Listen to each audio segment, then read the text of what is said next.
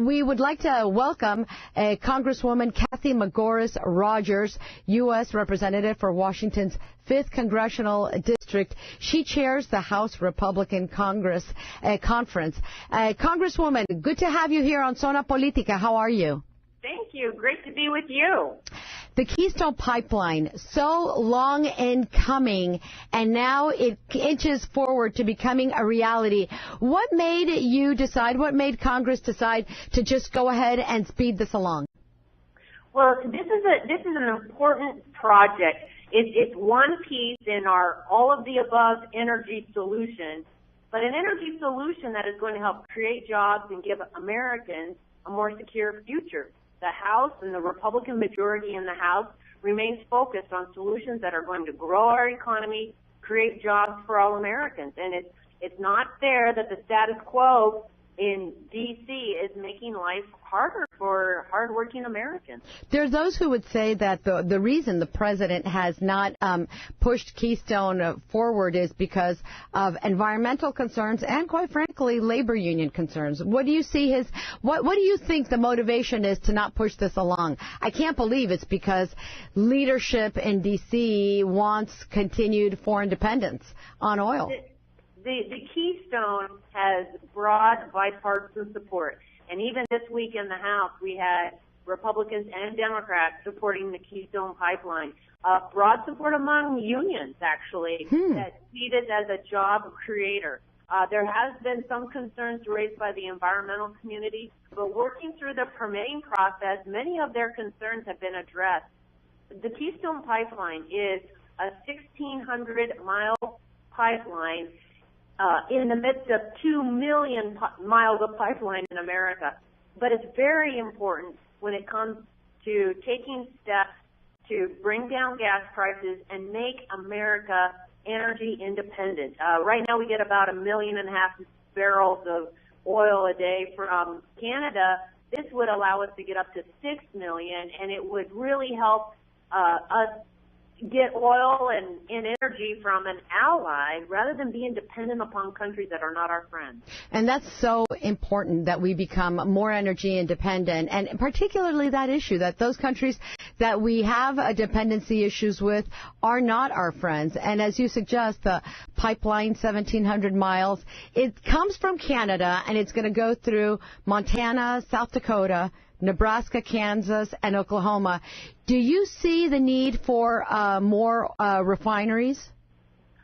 It's really exciting when you see what's happening in America as far as energy exploration, and whether it is natural gas and the fracking and the opportunities that has opened. As far as the Keystone Pipeline, if we don't get this built, China is also competing for this supply from Canada. And what I see happening here in America is that we could become North American energy independent in the next 5-6 years even. It is with new technology, there is new opportunities. We just start unleashing this ingenuity and embrace a true all-of-the-above energy approach where we are unleashing oil and natural gas but nuclear and wind and solar and hydro and biomass. Let's say yes to a true all-of-the-above American energy solution. It creates jobs. It brings down the cost of gasoline. When we look at unemployment above 7%, when we look at an unemployment for Hispanics above 9%, this couldn't be more exciting. And the idea of paying close to $4 a gallon for gas just really doesn't make one's socks roll up and down. So it just seems to me like this is a win-win. What's the next step? Well, we're optimistic. The Senate has also taken action on the Keystone. So there is a majority in both the House and the Senate that support this project, believe that it is time to say yes, and we need the president to say yes to the Keystone, and we're hopeful that he may. It has been around for years. We've been waiting for over 3 years since the permits were done. To get this project approved. And you know what? That just means that this process is taking way too long. This isn't the way we need to operate, because that means that jobs are being lost that people could have had. People could have been working. Families could have been having an easier job of making ends meet, and we could have been keeping our gas prices down, which is one of the tough, it's tough when you go to the gas pump and gas prices shoot up again. No question about it. And one of the things that our listeners need to know is that you can really call or write members of Congress and the Senate, and as well as the White House, to pressure for this to be approved and moved ahead. I see some, probably the Senate, dragging its feet on this initiative, perhaps.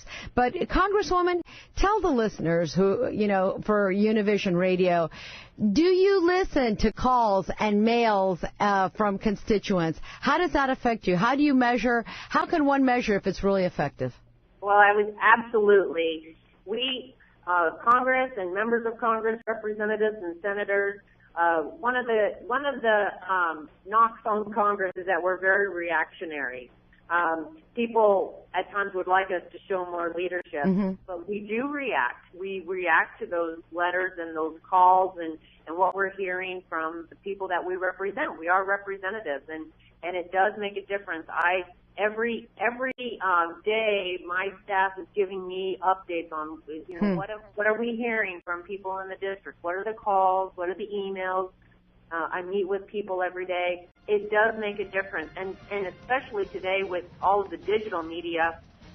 Absolutely. And the real-time interaction that you can have. I'm following what people are saying on Twitter. And that's important for our listeners to know. Congresswoman Keystone McMorris Rodgers, U.S. Representative for Washington's 5th Congressional District, Chair of the House Republican Conference, thank you so much for joining me today on Zona Política.